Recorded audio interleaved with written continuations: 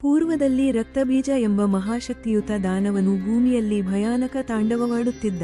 ಅವನಿಗೆ ಇಷ್ಟೊಂದು ಶಕ್ತಿ ಯಾಕೆಂದರೆ ಅವನ ರಕ್ತ ಭೂಮಿಗೆ ಬೀಳುತ್ತಿದ್ದಂತೆ ಅದರಿಂದ ನೂರಾರು ರಕ್ತಬೀಜರು ಹುಟ್ಟುತ್ತಿದ್ದರು. ದೇವತೆಗಳು ತಾನು ಒಬ್ಬನನ್ನೇ ಸಂಹರಿಸಲು ಬಂದರೆ ಸಹ ಅವನ ರಕ್ತದಿಂದ ಮತ್ತಷ್ಟು ದೈತ್ಯರು ಹುಟ್ಟುವುದರಿಂದ ತೀವ್ರ ಆತಂಕಗೊಂಡರು. ಈಗ ದೇವತೆಗಳು ಮಾತೆ ಪಾರ್ವತಿಯನ್ನು ಶರಣು ಹೋದರು.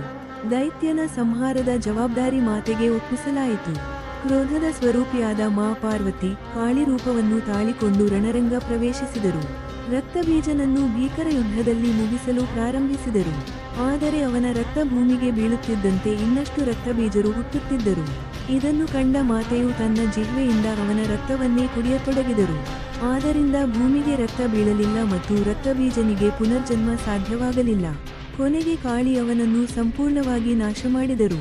ಆದರೆ ಆಕೆಯ ಕೋಪ ಶಾಂತವಾಗಲಿಲ್ಲ. ಅವಳು ಯುದ್ಧಭೂಮಿಯಲ್ಲಿ ತಾಂಡವ ಮೂರ್ತಿಯಾಗಿ ನೃತ್ಯ ಮಾಡತೊಡಗಿದರು. ಈ ದಿಗ್ಭ್ರಮಿತ ಸ್ಥಿತಿಯನ್ನು ಕಂಡು ಶಿವನು ಮುಂದೆ ಬಂದು ತನ್ನ ಸ್ವಂತ ಪತ್ನಿಯ ಕೋಪ ಶಮನ ಮಾಡಲು ಅವಳ ಅಡಿಯಲ್ಲಿ ಮಲಗಿದರು.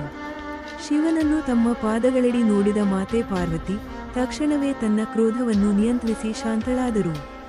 ಈ ರೀತಿಯಾಗಿ ಮಾತೆಯ ಕೋಪದಾಟ ಶಿವನ ಶಾಂತತೆಯಿಂದ ಸಮಾಪ್ತವಾಯಿತು ಮತ್ತು ಜಗತ್ತಿಗೆ ಶಾಂತಿ ಮರಳಿ ಬಂತು. ಶಿವನ ಪಾದಗಳ ಮೇಲೆ ಕಾಲಿಟ್ಟು ಮಾತೆ ಕಾಳಿ ತಮ್ಮ ಭಯಾನಕ ರೂಪವನ್ನು ಸಾದರಪಡಿಸಿದಾಗ ಆಕೆಗೆ ತಮ್ಮ ಪ್ರಚಂಡತೆ ಅರಿವಾಯಿತು. ತಕ್ಷಣವೇ ಆಕೆಯ ಕೋಪ ಶಮನವಾಯಿತು ಮತ್ತು ಆಕೆ ಶಾಂತಳಾದರು.